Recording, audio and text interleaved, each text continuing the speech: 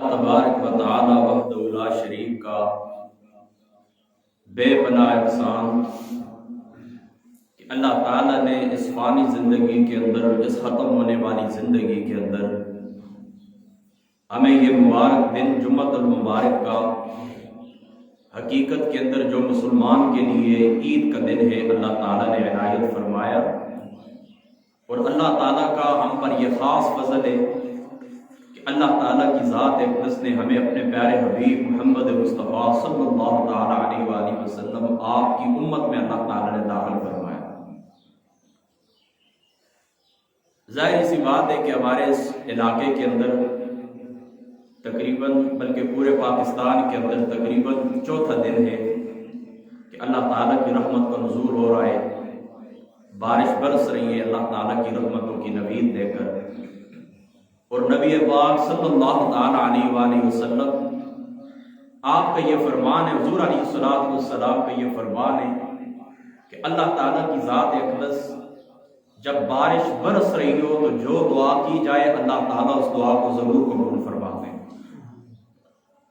تو برستی بارش کے اندر ہم اللہ تعالیٰ کی بارگاہ پاک سے یہ دعا کرتے ہیں کہ اللہ تعالیٰ ہمیں، ہماری آنے والی نسلوں کو حضور نبی پاک صلی اللہ تعالیٰ علیہ وآلہ وسلم کے دین کے اوپر، حضور علیہ الصلوۃ والسلام کی غلامی کے اندر اللہ تعالیٰ رکھے، اور اللہ تعالیٰ ہم سب کا خاتمہ ایمان کے اوپر فرمائے کہ جب ہم دنیا سے جائیں تو اللہ تعالیٰ کی ذات اقدس کلمہ طیبہ لا الہ الا اللہ محمد رسول اللہ نصیب فرمائے۔ دوستو، یہ بات آپ کے علم کے اندر ہے کہ اللہ تعالیٰ کی ذات اقدس نے جو 365 دن بنائے ہیں، ان دنوں کو، ان مہینوں کو اللہ تعالیٰ نے اپنے کسی نہ کسی پیارے کی یاد کے ساتھ وابستہ فرما دیا۔ کہیں پر محرم شریف ہے تو حضور نبی پاک صلی اللہ تعالیٰ علیہ وآلہ وسلم آپ کی آل پاک کے تذکرے ہوتے ہیں، کہیں پر ربیع الاول شریف ہے تو حضور کے میلاد کا تذکرہ ہوتا ہے، کہیں پر ربیع الثانی شریف ہے تو حضور علیہ الصلوۃ والسلام کے بیٹے حضرت غوث پاک رضی اللہ تعالیٰ عنہ آپ کا تذکرہ ہوتا ہے۔ بالکل اسی طرح یہ جو ماہ مقدس ہمارے اوپر طلوع ہوا ہے، ربیع الثانی شریف، اللہ پاک کرے کہ یہ ہم سب کے لیے، پورے ملک کے لیے، پورے عالم اسلام کے لیے، عالم انسانیت کے لیے یہ چاند، یہ ہلال خیر و برکت کا باعث ہو۔ یہ جو چاند طلوع ہوا ہے تو اس ماہ مقدس کے اندر حضرت سیدنا صدیق اکبر رضی اللہ تعالی عنہ آپ دنیا سے رخصت ہوئے، بارگاہ نبوی صلی اللہ تعالی علیہ وآلہ وسلم کے اندر کوچ کر گئے، حضور کے پہلو کے اندر آرام فرمائیں۔ تو یہ ماہ مقدس آپ کی طرف منسوب ہے۔ ہمارے اہل سنت کا یہ طریقہ ہے کہ اس ماہ مقدس کے اندر آپ کا ذکر خیر کرتے ہیں، قرآن اور سنت کی روشنی کے اندر اللہ تعالیٰ نے آپ کو جو مقام عطا فرمایا ہے اس مقام کو بیان کرتے ہیں، آپ کا ذکر خیر کرتے ہیں، آپ کی شانوں کو بیان کرتے ہیں، اور آپ کے ایصال ثواب کے لیے اپنے گھروں کے اندر، اپنی مساجد کے اندر، اپنے مدارس کے اندر اہتمام فرماتے ہیں۔ یہ جو آیت کریمہ میں نے آپ لوگوں کے سامنے تلاوت کی ہے، اس میں اللہ تعالیٰ فرماتے ہیں انسانوں، یا ایھا الناس، انسانوں، انا خلقناکم من ذکر او انثی، ہم نے تم سب کو ایک مرد اور ایک عورت سے پیدا کیا۔ مرد سے مراد حضرت آدم علیہ الصلوۃ والسلام، اور عورت سے مراد حضرت سیدنا حوا علیہ الصلوۃ والسلام، کہ میں نے تمہیں ایک مرد اور ایک عورت سے پیدا کیا۔ وَجَعَلْنَاكُمْ شُعُوبًا وَقَبَائِلَ لِتَعَارَفُوا، اور پھر اللہ تعالیٰ فرماتا ہے پھر میں نے تمہیں شاخیں اور قبیلے کیا، یعنی مرد و عورت کو اللہ تعالیٰ نے پیدا فرمایا، پھر اللہ تعالیٰ نے ان کی تقسیم فرمائی شاخوں کے اندر، قبیلوں کے اندر، کہ کوئی ایک گروہ ایسا ہے کہ جس کا سادات برادری سے تعلق ہے، دوسرا گروہ اس طرح ہے کہ جس کا عوام برادری سے تعلق ہے، کوئی آرائی برادری سے تعلق رکھتا ہے۔ یہ اللہ تعالیٰ کی ذات اقدس نے ان کو شاہوں کے اندر، قبیلوں کے اندر تقسیم فرمایا تاکہ پہچانے جا سکیں۔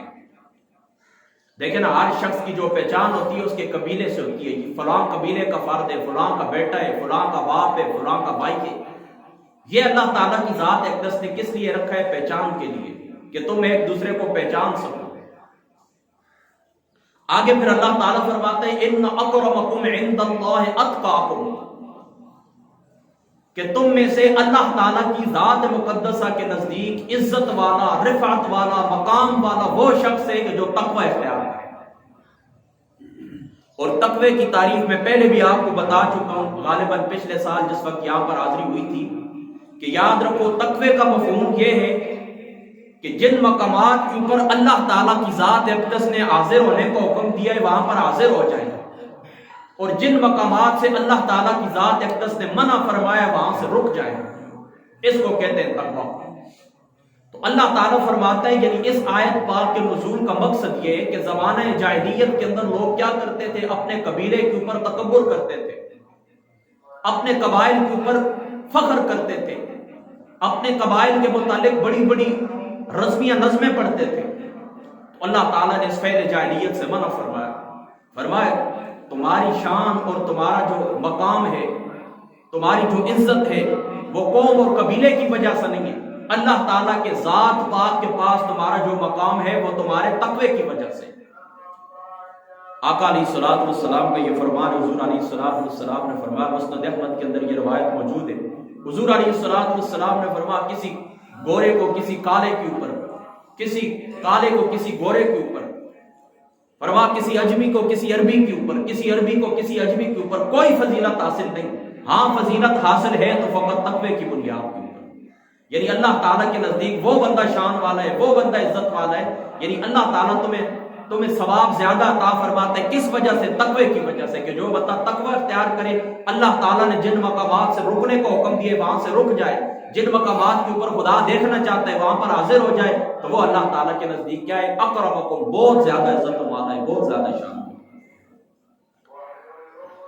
اب مختصراً میں اس آیت کا شان نزول بھی آپ لوگوں کے سامنے بیان کرتا ہوں تاکہ آپ لوگوں کو سمجھ آ جائے۔ یعنی مفہوم تو آپ سمجھ گئے کہ اللہ تعالیٰ نے قرآن پاک کا یہ آیت کریمہ نازل کیوں کی، کہ اللہ تعالیٰ زمانہ جاہلیت کے اس فعل سے تمہیں منع کرنا چاہتا ہے کہ زمانہ جاہلیت کے اندر لوگ اپنے نسب کے اوپر تکبر کیا کرتے تھے، تو اللہ تعالیٰ کی ذات اقدس نے اس بات سے منع فرمایا۔ اب اس کا شان نزول کیا ہے؟ مفسرین لکھتے ہیں مختلف شان نزول انہوں نے بیان فرمایا، بہرحال میں صرف کیونکہ وقت مختصر ہے میں انشاءاللہ تعالیٰ دو آپ کو بتاتا ہوں کہ حضور علیہ الصلوۃ والسلام آپ کے اوپر یہ آیت پاک نازل ہوئی، اس کا شان نزول کیا ہے، اس کا بیک گراؤنڈ کیا ہے، اللہ تعالیٰ کی ذات اقدس نے یہ آیت کریمہ کیوں نازل فرمائی۔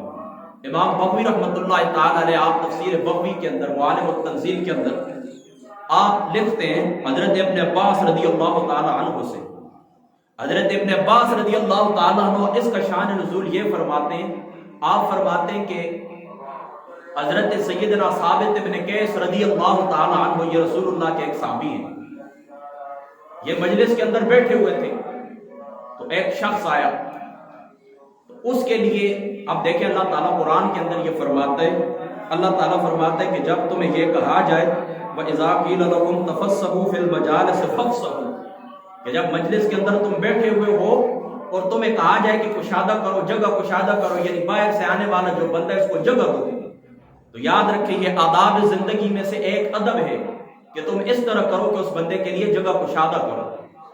کوئی شخص باہر سے آتا ہے، آپ مجلس کے اندر تشریف فرمائیں، وہ بندہ کہتا ہے میرے لیے تھوڑی سی جگہ بنائیں، یا وہ اپنی زبان سے نہیں بھی کہتا لیکن آپ دیکھتے ہیں کہ اس بندے کے بیٹھنے کے لیے جگہ نہیں ہے، تو مجلس کا یہ ادب ہے۔ اللہ تعالیٰ قرآن کے اندر فرماتے ہیں کہ تم کیا کرو، اس بندے کے لیے مجلس خالی کر دو، اس کے لیے تھوڑی سی جگہ اس کو دے دو تاکہ وہ بھی بیٹھ جائے۔ تو حضرت ثابت ابن قیس رضی اللہ تعالیٰ عنہ آپ رسول اللہ کے صحابی ہیں، تو ایک شخص آیا تو اس کے لیے انہوں نے مجلس میں جگہ نہ بنائی، اور کس لیے نہیں بنائی آپ فرمانے لگے، حضرت ثابت ابن قیس فرمانے لگے کہ یہ فلانی کا بیٹا ہے، یعنی اس کی والدہ کے اوپر طنز کیا کہ وہ ایسی ہے، وہ ایسی ہے، فلاں قبیلے سے، فلاں خاندان سے، اس کی عزت نہ کی۔ تو فرماتے ہیں یہ تو کوئی صاحب عزت لوگ نہیں ہیں، ان کے والدین کوئی بڑے مقام والے نہیں ہیں، کوئی بڑے مرتبے والے نہیں ہیں، اسی طریقے سے کسی بڑی قوم سے ان کا تعلق نہیں ہے، تو کیوں میں ان کو جگہ دوں؟ جگہ نہیں دی۔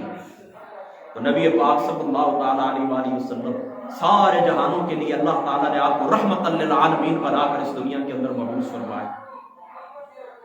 آپ نے فرمایا کہ کس نے فلانی کو یاد کیا ہے، یعنی یہ جو شخص ہے اس کی والدہ کو کس نے یاد کیا ہے؟ تو حضرت ثابت بن قیس رضی اللہ تعالیٰ عنہ آپ کہنے لگے اللہ تعالیٰ کے رسول میں نے یاد کیا.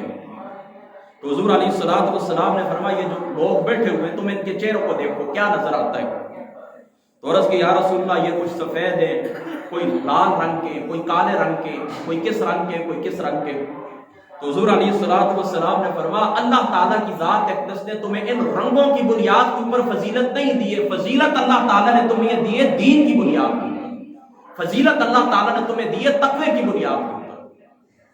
اس پر اللہ تعالیٰ کی ذات اقدس نے یہ آیت نازل فرمائی کہ لوگوں خبردار کسی کے نسب کے اوپر تان نہیں کرنا، اپنی قوم قبیلے کے اوپر فخر نہیں کرنا. اللہ تعالیٰ کی ذات اقدس سے منع فرمایا. اور دوسرا شان نزول اس کا یہ بیان فرماتے مفسرین، وہ بھی مختصراً میں آپ کو بتاتا ہوں کہ حضور نبی پاک صلی اللہ تعالیٰ علیہ وآلہ وسلم آپ کی ذات مقدسہ نے جس دن مکہ فتح ہوا، فتح مکہ ہوا، حضور علیہ السلام نے حضرت بلال رضی اللہ تعالیٰ عنہ جو حضور کے صحابی تھے، اور ظاہر سی بات ہے آپ لوگ جانتے ہیں کہ وہ کالے رنگ کے تھے، تو حضور علیہ السلام کی ذات مقدسہ نے آپ کو حکم دیا کہ کعبہ شریف کی چھت کے اوپر چڑھے اور اذان دیں. تو کچھ لوگوں نے ان کے متعلق بات کی، حضور علیہ السلام کو اس کالے رنگ کے سوا کوئی بندہ نہیں ملا تھا کہ حضور اس کو کھڑا کر دیتے. اللہ تعالیٰ کی ذات اقدس نے اس کے رد کے اندر اللہ تعالیٰ نے یہ آیات نازل فرمائی. یہ دو شان نزول مفسرین نے بلکہ زیادہ بیان فرمائے، کیونکہ جمعۃ المبارک کی جو نشست ہے یہ مختصر ہوتی ہے، اس لیے میں صرف آپ کو دو بتاتا ہوں تاکہ آپ کو پتہ چل جائے کہ اس آیت پاک کا شان نزول کیا ہے. اب یہاں پر ایک بات ہماری مکمل ہو گئی. اب میں آپ کو نتیجہ دیتا ہوں دوسری طرف آ کر. دیکھیں اللہ تعالیٰ کیا فرماتا ہے، ان اکرمکم عند اللہ اتقاکم، کہ تم میں سے اللہ تعالیٰ کے نزدیک عزت والا، شان والا، مقام والا وہ بندہ ہے جو زیادہ تقوی اختیار کرے، اتقا ہو، متقیوں کا بھی امام ہو، متقیوں کا بھی سردار ہو. اب دوسرے مقام کے اوپر آئے، اللہ تعالیٰ فرماتا ہے وَسَيَجَنَّبُهَا الْأَتْقَى، اللہ تعالیٰ فرماتے ہیں بہت بڑا متقی، بہت زیادہ پرہیزگار یہ دور رکھا جائے گا، الَّذِي يُؤْتِي مَالَهُ يَتَزَكَّى، جو اپنا مال دیتا ہے اللہ کی راہ میں خرچ کرتا ہے ستھرائی کے لیے، پاکیزگی کے لیے، پاک صاف ستھرا ہونے کے لیے مال خرچ کرتا ہے. وَمَا لِأَحَدٍ عِندَهُ مِن نِعْمَةٍ تُجْزَى، اور یہ مال اس لیے خرچ نہیں کرتا کہ اس کا کسی کے اوپر کوئی احسان ہے، إِلَّا ابْتِغَاءَ وَجْهِ رَبِّهِ الْأَعْلَى، یہ مال اس لیے خرچ کرتا ہے تاکہ میرا رب مجھ سے راضی ہو جائے. دوستو ان الفاظ کے اوپر آپ نے بہت زیادہ غور کرنا ہے. وَسَيَجَنَّبُهَا الْأَتْقَى، بہت بڑا متقی وہ شخص ہے جو دور رکھا جائے گا. کس سے دور رکھا جائے گا؟ قیامت کی پریشانیوں سے دور رکھا جائے گا، یعنی باقی لوگوں کو قیامت والے دن جو پریشانیاں ہوں گی ان پریشانیوں سے دور رکھا جائے گا. اور وہ اتقا، اس کی نشانی کیا ہے؟ وہ بڑا پرہیزگار، اس کی نشانی کیا ہے؟ الذی یؤتی مالہ یتزکا، اس کی نشانی یہ کہ وہ اپنے دل کی پاکیزگی کے لیے اپنا ستھرا مال اللہ کی راہ کے اندر خرچ کرتا ہے، اور لوگوں کے اوپر اس لیے خرچ نہیں کرتا کہ کسی انعام کا بدلہ ان کو دینا چاہتا ہے کہ زندگی کے اندر فلاں مقام کے اوپر اس نے میرے اوپر احسان کیا تھا، اس کا بدلہ نہیں، فرمایا اس کا بدلہ نہیں دینا چاہتا. الا ابتغاء وجہ ربہ الاعلی، صرف اور صرف اللہ تعالیٰ کی رضا کے لیے دینا چاہتا ہے. تو یاد رکھو دوستو، بالاجماع مفسرین اس مقام کے اوپر اتقا سے مراد حضرت سیدنا ابو بکر صدیق رضی اللہ تعالیٰ عنہ آپ کی ذات مقدس. تو اب نتیجہ کیا نکلا؟ ادھر اللہ تعالیٰ فرماتا ہے کہ اللہ تعالیٰ کے نزدیک زیادہ شانوں والا، زیادہ عزت والا کون ہے؟ جو زیادہ تقوی اختیار کرے. اس مقام کے اوپر اللہ تعالیٰ خود ہی فرماتا ہے کہ ابو بکر صدیق جو رسول اللہ کے میرے محبوب کے صحابی ہیں وہ سب سے زیادہ متقی ہے. تو پتہ چلا بعد از انبیاء انبیاء علیہ الصلوۃ والسلام کے بعد اللہ تعالیٰ کی ذات مقدسہ کے قریب اگر کوئی شخصیت ہے جس کا کوئی مقام ہے، جس کا کوئی رتبہ ہے، تو وہ رتبہ کس کا ہے؟ تاجدار حلقہ، امام الانبیاء سیدنا ابو بکر صدیق رضی اللہ تعالیٰ عنہ آپ کا مقام ہے. آپ یہ مقام ہے، یہ شان ہے اللہ تعالیٰ نے. اور یہ بھی یاد رکھیں، یہ بات ہمارے عقیدے کے اندر بھی شامل ہے. افضل البشر بعد التحقیق، افضل البشر بعد الانبیاء بالتحقیق، حضرت سیدنا ابو بکر صدیق رضی اللہ تعالیٰ عنہ. یہ بات ہمارے عقیدے کے اندر بھی شامل ہے. اب دوستو یہاں پر ایک نتیجہ میں آپ کو اور بھی دیتا ہوں تاکہ آپ کے ذہن کے اندر یہ بات پکی پکی بیٹھ جائے.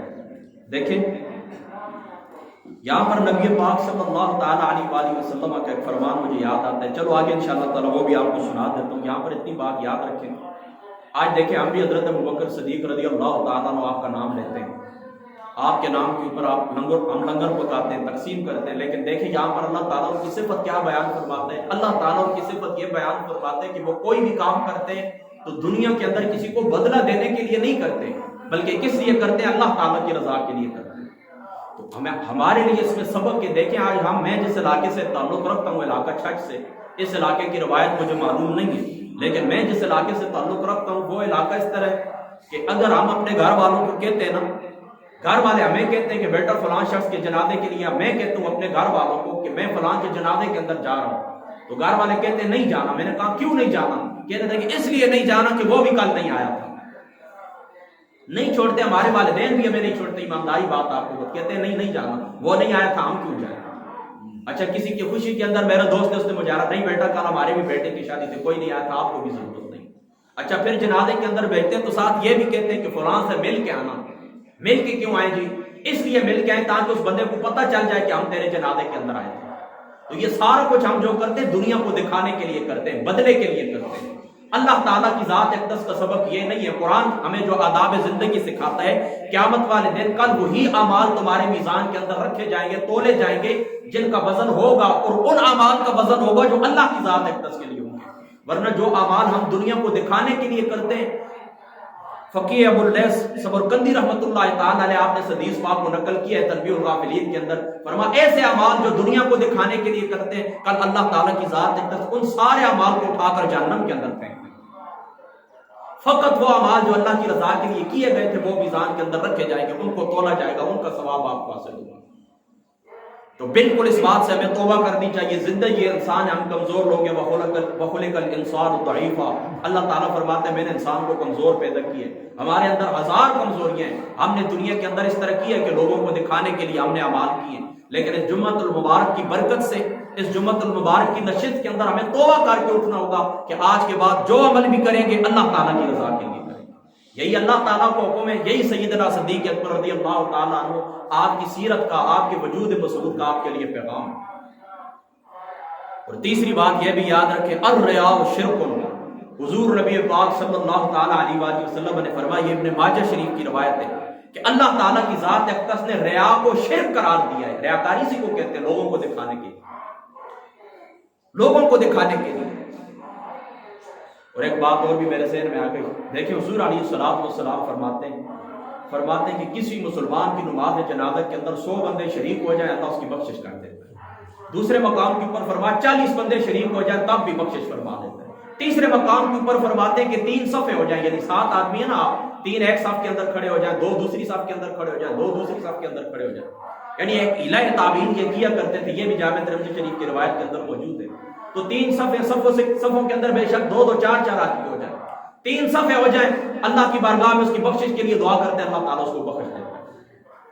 لیکن آپ ایمانداری سے بات بتائیں کہ جنازے کے اندر 200 آدمی کھڑا ہو، 400 آدمی کھڑا ہو، لیکن سب کا مقصد بدلہ کرنا ہو، تو اللہ کی رضا کے لیے تو کیا، نہیں تو اس میت کے لیے آپ نے کیا چھوڑا ہے؟ یعنی آپ 40 بندے کھڑے ہو جاتے ہیں، 100 بندے کھڑے ہو جاتے ہیں، اللہ اس کو بخش دیتا، لیکن آپ کا تو مقصد اس کو بخشوانا تھا ہی نہیں۔ آپ کا مقصد کیا تھا؟ ریاکاری تھی۔ آپ کا مقصد کیا تھا کہ کل یہ بھی آیا تھا، میں اس کا بدلہ دینے کے لیے آیا۔ تو دوسرے بندے کا جو عمل ہے بدلہ، اس کے آپ کیج کے اندر ہے، اس سے آپ باہر نکلے نہیں، خدا کی رضا کے لیے آپ نے کیا نہیں، تو مجھے بتائیں اس میت کو کیا فائدہ ہوا؟ اس کو تو خدا نے بخش دینا تھا، لیکن آپ نے اس کے لیے کیا نہیں۔ پھر دوسرا خود بھی معروم لوٹ کر آ گئے۔ حضور علیہ السلام نے فرمایا کہ جو بندہ میت کو دفن کرتا ہے، میت کی نماز جنازہ کے اندر شریک ہوتا ہے، اللہ اس کو 1 کی رات ثواب عطا فرماتا ہے، اور فرماتے ہیں جو بندہ اس کے دفن کے اندر شریک ہوتا ہے، اللہ 2 کی رات اس کو عطا فرماتے ہیں۔ تو صحابہ پاک پوچھنے لگے، بخاری شریف کتاب الجنائز کی روایت ہے، صحابہ پاک پوچھنے لگے اللہ تعالیٰ کے رسول یہ قیرات کیا ہوتا ہے؟ تو حضور علیہ السلام نے فرمایا قیرات یہ جو 2 پہاڑ ہیں احد کے، یہ سمجھ لو۔ کیا مطلب؟ کہ جو بندہ جنازہ پڑھتا ہے پھر اس کو 1 پہاڑ کے برابر ثواب ملتا ہے، اور جو بندہ دفن کے اندر شریک ہوتا ہے اس کو 2 پہاڑوں کی مثل اللہ تعالیٰ یعنی پہاڑوں کی مثل ثواب عطا فرماتے ہیں۔ تو جس وقت آپ ریاکاری کے لیے یا بدلہ دینے کے لیے دوسرے کی نماز جنازہ کے اندر شریک ہوں گے تو نہ میت کے لیے باقی کچھ بچتا ہے، اس کو بھی آپ محروم چھوڑتے ہیں، اور پہاڑوں جتنا ثواب جو اللہ تعالیٰ کی ذات اقدس نے تمہارے لیے مقدر کیا تھا اس سے بھی آپ محروم ہو جاتے ہیں۔ تو ہمیں چاہیے جو کام کریں اللہ تعالیٰ کی ذات مقدسہ کے لیے، اس کی رضا کے لیے ہمیں کرنا چاہیے۔ تو یہاں پر قرآن پاک کی آیت کریمہ مکمل ہو گئی ہے۔ اب آتے ہیں حدیث رسول صلی اللہ تعالیٰ علیہ وآلہ وسلم